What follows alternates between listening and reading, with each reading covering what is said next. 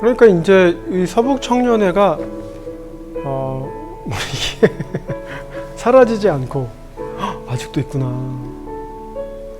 더 놀라운가? 아직도 신앙 공동체가 아닌 정치 공동체, 반공단체로 활동하고 있구나 라는 걸 알게 되면서 깜짝 놀라게 됩니다. 근데 이제 21세기에 이제 이런 거를 보면서 한 가지 생각했던 게, 첫째, 교회가 사유화, 세속화, 왜 세습화가 되는가? 그러니까 사유화가 되고 세속화가 되고 왜 세습화되는가? 두 번째는 기독교인이 정당을 만들어 왜 정치에 참여하려 하는가라는 거였어요. 그 다음에 이제 세 번째, 기독교 보수라고 자청하는 이제 한기총은 탄핵된 대통령 지지자들과 왜 함께 하는 듯한 모습을 보이는가? 그러니까 우리가 정경분리 얘기하는 것처럼 재정일치 사회도 아니잖아요. 그런데 왜 그럴까? 그 다음에 서북 청년회는 왜 세월호 유족들을 종국 매국 세력으로 규정하고 탄압했는가? 이게 좀 복잡하더라고요, 보니까. 저는 그냥 한경직 목사님의 전도 패러다임을 알고 싶었던 거예요. 근데 자료들을 보니까 이게 교회 개척뿐만 아니라 교회 부흥뿐만 아니라 그 교회 부흥의 원동력에는 정치가 있고, 한경희 목사님 자신 북에 있을 때도 북한 공산 세력 때문에 쫓겨왔고 뭐 이런 것들이 막 있어서 뒤섞여 가는 거예요. 그러니까 진정한 혼합주의가 이제 1945년에 해방과 더불어 이제 일어났다라는 거죠. 해방 전에는 기독교인들이 대부분 다 독립운동가였습니다. 그래서 하나님 나라를 사모하고, 왜냐면 해방된 나라니까. 그래서 굉장히 민족주의와 일치했던 거거든요. 그것도 역시 사실은 혼합주의겠죠. 그런데 이제 해방되고 나서 반공주의와 급격하게 휘말리기 시작하더라고요.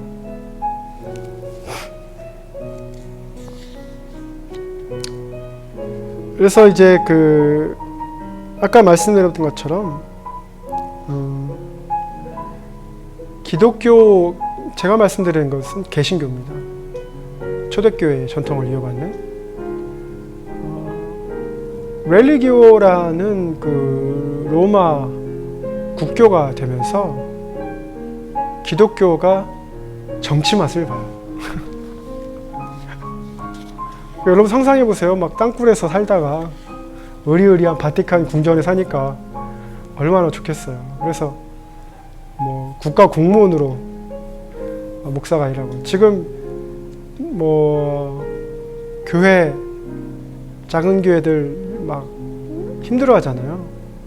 근데 우리나라가 만약에 목사가 공무원이다.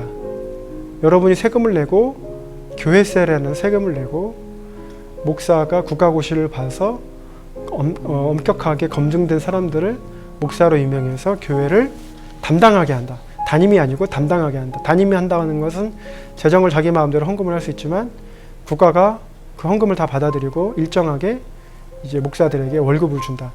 그러면 집합명령 금지, 거기다 교회 폐쇄. 그래도 공무원은 월급 받잖아요. 목사들이 누가 반대하니까?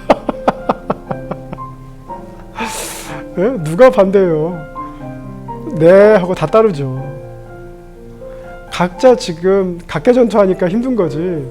국가 공무원 체제 안에 만약에 목사가 들어가 있다면 방역수칙, 뭐 내가 따라해내 말아야내 그런 말 자체가 안 나오죠. 그런데 지금 독일은 교회세를 내고 목사가 국가 공무원 시험을 보고 이제 국가직입니다.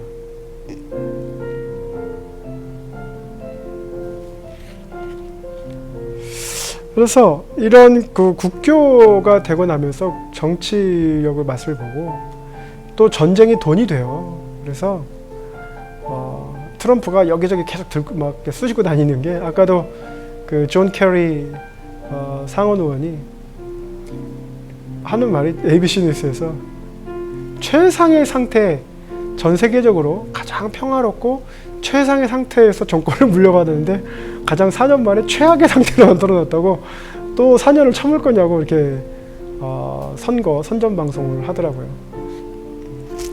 그건 이제 미국 시민들의 선택이겠죠.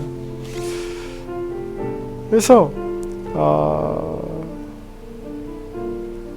이 신앙과 어떤 종교, 내가 그러니까 로마 기독교는 그거예요. 내가 굳이 안 믿어도 돼요. 그냥 믿는 척만 하면 돼요. 안 그러면 벌금 물어요. 네? 그러니까 광복절 집회에 나온 분들이 100% 막 광신도 이건 아니고 뭔가 대가가 있어서 내가 꼭 참여하진 않지만 쉽게는 뭐 담배값, 소주 한 잔값 또는 손주들 깎아 사주려고 그 뜨거운 날에 태극기 틀고 흔들고 성조기 흔들고 어떻게 보면 목숨 걸고 상경하신 분들도 있을 거예요. 안타까운 일이죠. 그래서 이제 이 저머나이제이션이라는 이제 논문이 있습니다. 이 저머나이제이션은 이제 곧 로마화하고 동일한 말인데, 예를 들면 집례할 때 라틴어를 써야 되고, 성만찬은 꼭 라틴어로 하고, 문화, 뭐 관습 이것도 다 받아들여야 되고, 그러니까 온 유럽이 획일성을 갖도록 하는 이제 그런 정책을 이제 실현한 거죠. 그러면서 이제 교회가 어떻게 됩니까? 천주교가 막 썩어가잖아요. 요즘 뉴스를 보면서 기자들이 굉장히 많이 못 배웠다 생각이 드는 게, 불교 뭐 안 모이고 천주교 미사 금지하고 해서 굉장히 천주교가 바보입니까? 거기도 다 공부 담당 있고 대외 협력하는 데 다 있고 지금 어떻게 이미지가 어떻게 구현돼야 되는지 다 알아서 그렇게 하는 거죠. 근데 개신교는 왜 그렇게 못해요? 개신교는 분명 불교보다 천주교보다 더 확실한 진리를 추구하고 있음에도 불구하고 개신교가 각각 개교의 주의로 가니까 각자 서바이벌 하려니까 어쩔 수 없이 일을 저지르는 거예요.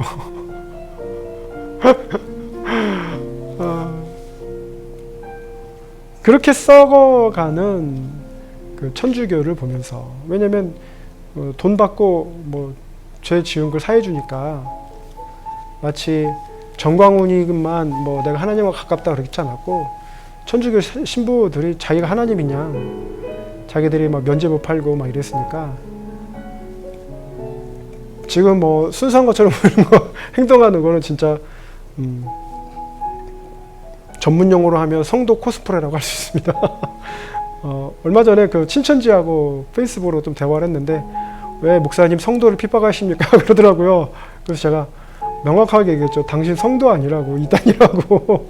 성도는 하기와마스 그래가지고 성화과의 과정, 즉 성결에 이르는 길을 가고 있는 사람을 성도라고 하지, 세인트라고 하지, 누가 이단한테 세인트라고 붙여줍니까?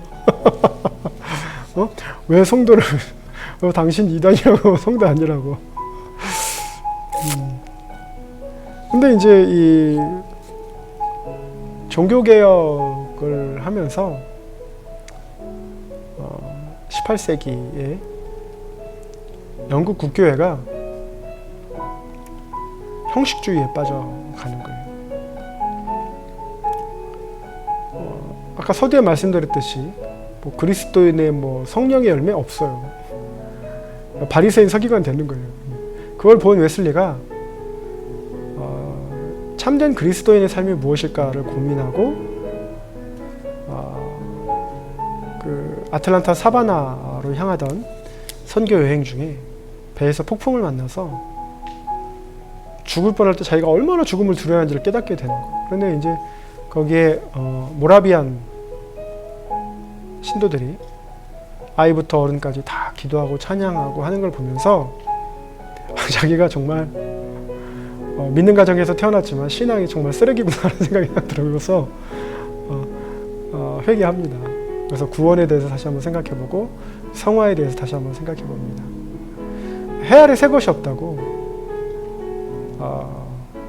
칼빈이 칭의만 얘기한 것이 아니고 성화도 얘기했는데 이제 그 하이퍼 칼비니스트라고 하는 사람들이 칭의만 이제 강조하다 보니까 성화를 이제 밸런스를 이제 잃어버린 거죠. 그 밸런스를 다시 이제 웨슬리가 이제 회복을 했습니다. 그래서 특별히 이제 그 로마식 전도에서 나오는 DNA가 있습니다. 로마식 전도의 DNA는 뭐가 있냐면 개종을 위해서 복음을 단순화시킨다라는 거죠. 매수천당 불신종 저도 해봤거든요. 학력고사 끝나고 나서 수능 이전에 학력고사 끝나고 나서 이제 모르니까 따라가 다니는 거죠. 그 다음에 이제 강요 및 군사적 행위. 여러분 광화문에 이렇게 모인 거는 무기만 안 들었지 군사적 모임이라고 할 수 있습니다. 집단 세력을 과시하는 거죠. 그래서 경찰들도 긴장하게 만들고, 물론 곳곳에서 작은 소요 사태가 일어났고 폭력이 있었습니다. 조금만 더 하면 이제 낫지 되는 거예요. 입에 담기도 민망하지만 문재인은 빨갱이다 막 이러면서 맞습니다. 문재인 대통령은 빨갱이입니다. 왜냐하면 공산당들이 추구하는 게 균등 분배, 유토피아 추구하는 거거든요. 근데 걔네들은 못하고 북한이 제일 잘하는 것 중에 하나가 무기 빼고 동상 건립하는 거. 그래서 세계 수출 1위래요. 그 기술력. 근데 문재인 대통령은 균등 분배, 긴급 재난지원금 다 나눠줬죠. 유토피아. 지금처럼 176석 얻은 유토피아 드물어, 정치적으로 유토피아 드물었습니다. 사람들이 기자들이 어떻게 이제 이야기를 하냐면, 예를 들면 뭐 더불어민주당 성추문 사건 하면서 시의원, 부산 시의원 사람 걸 막 더불어민주당이 다 한 것처럼. 그래서 박원순 시장에 관한 이야기도 지금 어떻습니까? 더 이상 진행이 되지 않죠. 김재련 변호사 더 이상 진행이 되지 않죠. 왜냐하면 증거주의에서 증거가 없기 때문에 더 이상 증거가 진행이 되지 않는 겁니다. 그러면서 더불어민주당 왜 이러나 이렇게 얘기하잖아요. 근데 그 사람이 그런 거예요. 그 사람이 더불어민주당 들어온 걸 뿐이에요. 여러분 미통당 얘기하고 싶지만 뭐 그런 지저분한 이야기를 계속 해야 될지 싶습니다. 그래서 그랬던 그 로마식 전도를 DNA를 가진 영국 국교회, 거기에 웨슬리가 어떻게 보면 켈티식 전도를 이제 실시를 했고, 근데 이제 그 19세기 들어오면서 미국의 이제 대각성 운동 일어나는 거죠. 왜냐하면 청교도 혁명으로 이제 미국에 왔는데 우리가 정말 그 신앙을 가지고 있느냐. 그래서 얼마 전 펜스 부통령이 자신의 과거를 뒤돌아보면서 자기가 주일학교 때 목사님에게 기도받고 성경 공부했던 시절을 떠올리면서 대중 앞에서 우리의 이 미국의 기반은 신앙입니다. 이렇게 얘기하는 거예요. 다행입니다. 그 펜스 부통령이라도 제정신이 좀 있어서. 그러면서 이제 19세기에 들어오면서 그 찰스 피니가 이제 굉장히 부흥 운동을 일으켰고, Lectures on Revival이라는 책을 통해서 여러 가지 이제 부흥에 대해서 이제 이야기를 했습니다. 근데 이제 이 부흥이 하나의 어떤 뭐랄까요, 종교적 현상을 추구하는 쪽으로 변질돼 가죠. 그래서 찰스 피니도 집회 가운데 우는 사람이 있다면 그 사람 데리고 와서 반드시 회심시키고, 근데 회심이라는 것은 진자형 회심이 있어요. 우리가 주일날 가서 뜨겁지만 금요일에는 또 다른 것에 뜨거운, 그래서 내가 정말 회심했는지를 고민하다가 그게 무뎌져서 그냥 명목상 신자로 남는 거죠. 그러다가 이제 그 20세기 들어오면서 빌리 선데이 같은 경우 강단 앞으로 알타콜이라고 해가지고 강단 앞으로 나오는 것이 회심의 증거 얘기하고, 그러니까 회심의 증거가 아까 서두에 말씀드렸던 것처럼 무엇이 그리스도인을 만드는가라는 부분에 있어서는 굉장히 시대마다 다양하게 달랐다라는 거죠. 그러니까 이게 진정한 그리스도인의 모습을 누군가는 해줘야 되고 실천해야 되고, 누군가는 그걸 보고 따라해야 되고, 이런 게 있어야 되는데 앞에 있는 사람이 줄을 잘못 잡으면 뒤에 있는 사람은 아주 멀리 가잖아요. 기준을 잘못 잡았으니까. 그러니까 그와 같이 신앙 생활과 신앙인의 모습이 기준이 잘못되면 강화문처럼 보이지 않나 싶습니다.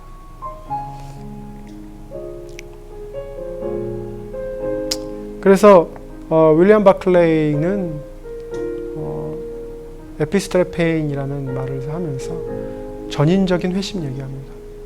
영지주의자들은 영혼만 잘 되면 돼, 육신은 필요 없어, 이렇게 얘기를 하고, 또 어떤 사람은 내가 어떤 생각을 하든 내 영혼은 뭐 하나님 마음에 가 있지만 육신은 세상에 가 있는, 그래서도 괜찮아, 회개하면 돼, 이렇게 하면 되는. 그러니까 그런 전인적인 회심을 하지 않은 사람은 회심을 한 것이 아니죠. 죄를 계속해서 반복하면서 회개하면 그게 회개한 것은 아니죠.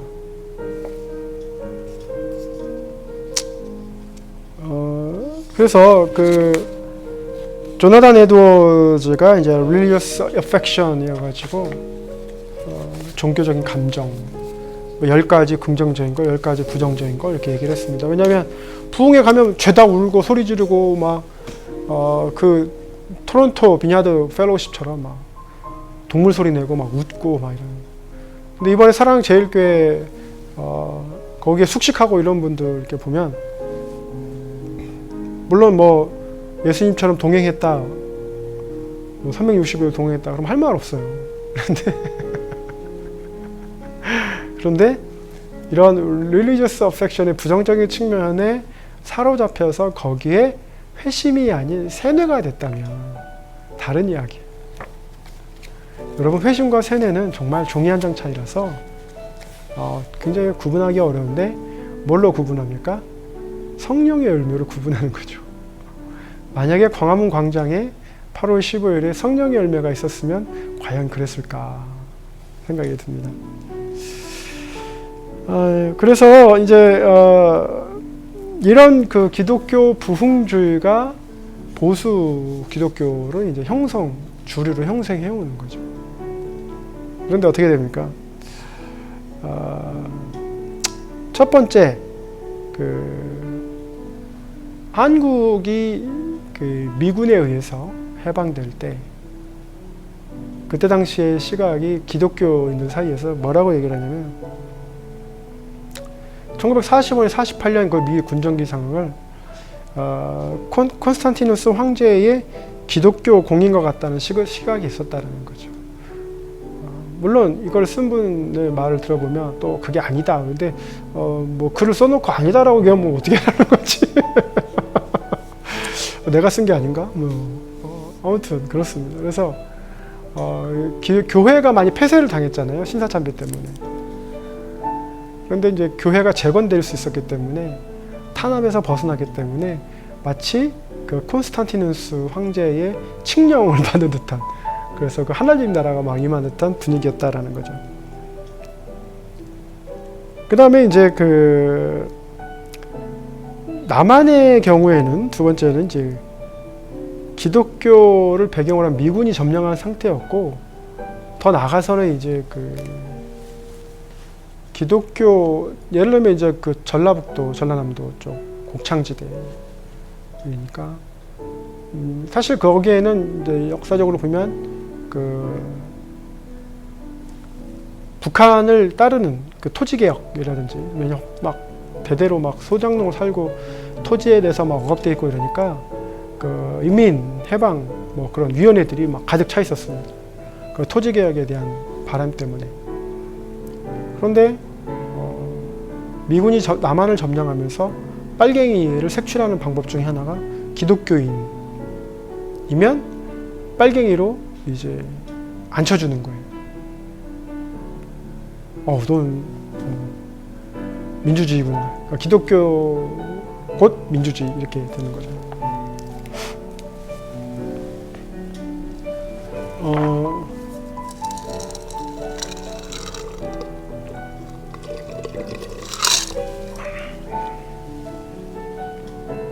그래서 남한의 경우에는 그 로마 시대의 팍스 로마나, 로마에 의한 평화를 말했던 것처럼 팍스 아메리카나, 미군에 의한 평화가 이제 주류를 이루었죠.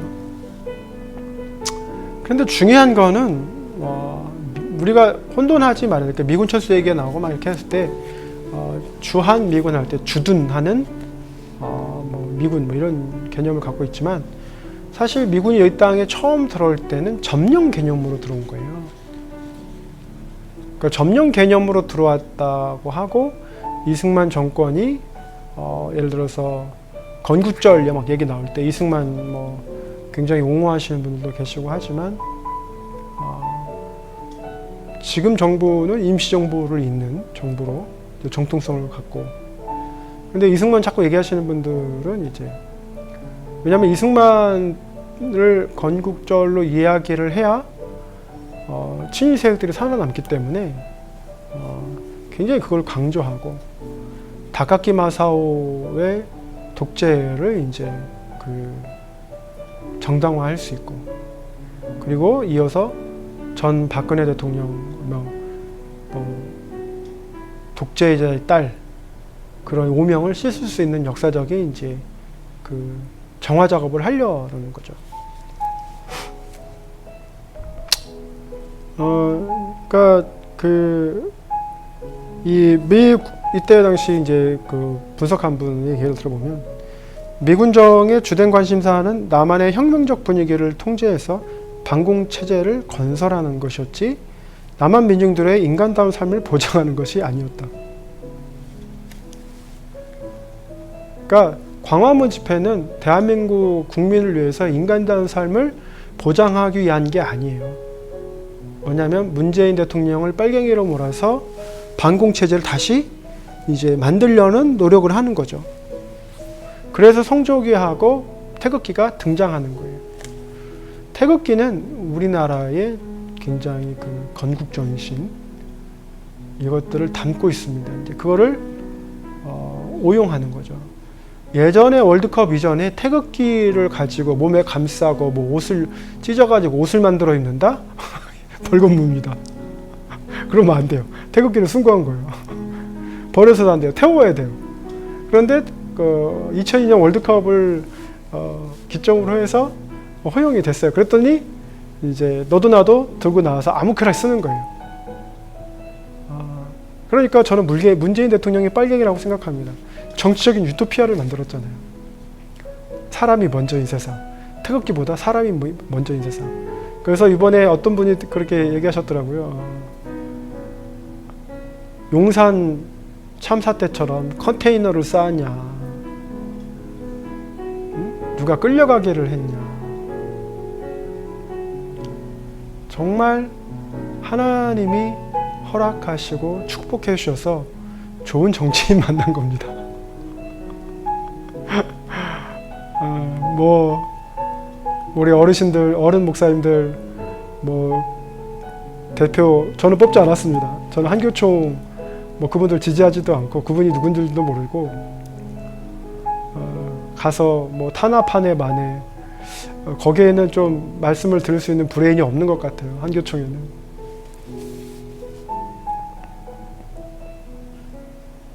그러니까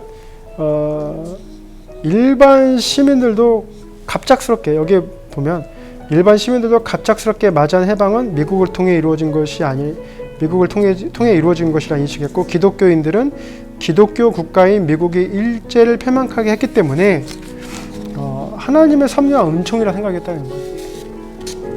그러니까 해방이 하나님의 뜻으로 이렇게 이루어졌다라고 생각을 했기 때문에 이제 미국과는 뗄래야 뗄 수 없는 짝사랑을 시작하는 거예요. 앞에는 말이죠. 미국은 그냥 점령하러 온 거예요. 여러분 미국이 볼 때 한반도는 거기다가 남한은 켄터키 주보다 좀 크나? 그렇게 많이 안 커요. 그래서 또 하나는 이제 그 해방 후 건국을 준비하던 이승만과 김구 모두 이제 하나님 나라 기독교 국가를 세우려 했다라는 점이죠. 그러니까 이것만 공통된 거예요. 하나님 나라.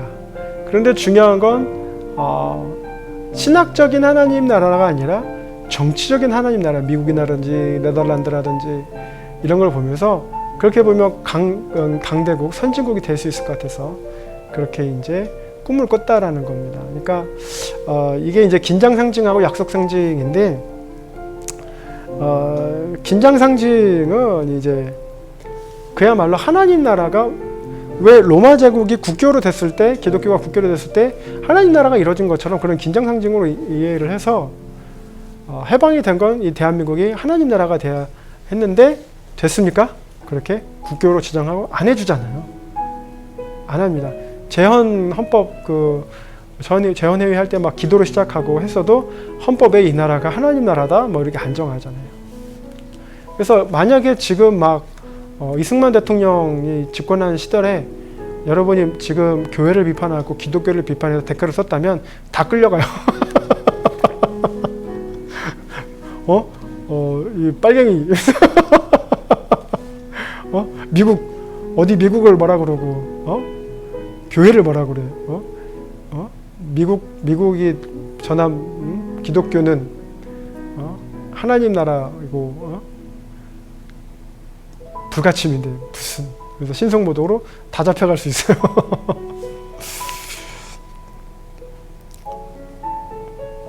그래서, 이제 연구에서 보면 이제 세 가지로 나옵니다. 세 가지로 나오는데 뭐냐면 조지 헌터의 이제 기독교 수용 이론 하나고요. 두 번째는 폴 히버트의 이제 상황화 이론. 그 다음에 이제 그 상황화된 로마식 전도에 관한 부분. 그 다음에 이제 그 나비 효과를 이제 다루는 겁니다.